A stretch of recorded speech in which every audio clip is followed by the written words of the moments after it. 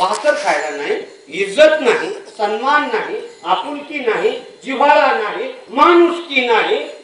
कशाला राहायचं गावात? कशाला राहायचं गावात? इज्जत नाही, माणुसकी नाही, आपुलकी नाही, जिव्हाळा नाही, आपलं नाही, चुकलं नाही, शेजार नाही, शेजार धर्म नाही. मुक्ता स्वामी म्हणजे आम्ही धर्म नसलेले लोक आहोत मांगाचे. आता कुणी कुणी काय काय धर्म घ्यायले ती भाग वेगळी, तो अजून आपल्या चर्चेत घ्यायचा विषय बाकी आहे.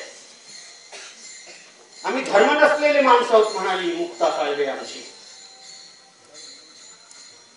दोन्ही पण अडचण झाली आहे जोगदंड सर, आमच्या लोकांची दोन्ही पण अडचण झाली. इकडं जाव इकडं धडाका, तिकडं जाव तिकडं धडाका.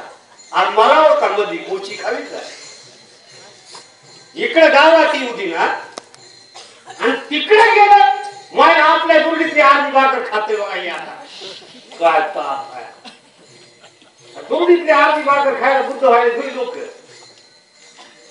या पद्धतीची भावना माणसांबद्दल बाळगली जाते आहे आणि त्याचं दुःख आहे, त्याची टोचणी आहे, त्याची टोचणी आहे की बाबासाहेबांच्या विचारावर चालणाऱ्या आमच्या माणसांना प्रचंड त्रास सहन करावा लागतो आहे.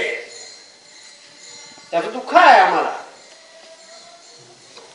आणि हे दुःख घेऊन जगणारे लोक महाराष्ट्रामध्ये मानवतावादी चळवळीच्या, माणुसकीच्या चळवळीच्या, पुरोगामी चळवळीच्या, बुद्ध, फुले, शाहू, बाबासाहेब, अण्णाभाऊच्या चळवळीचा विचार मांडणाऱ्या लोकांचं जगणं आपल्या आपल्या सोयीने अवघड करून टाकले.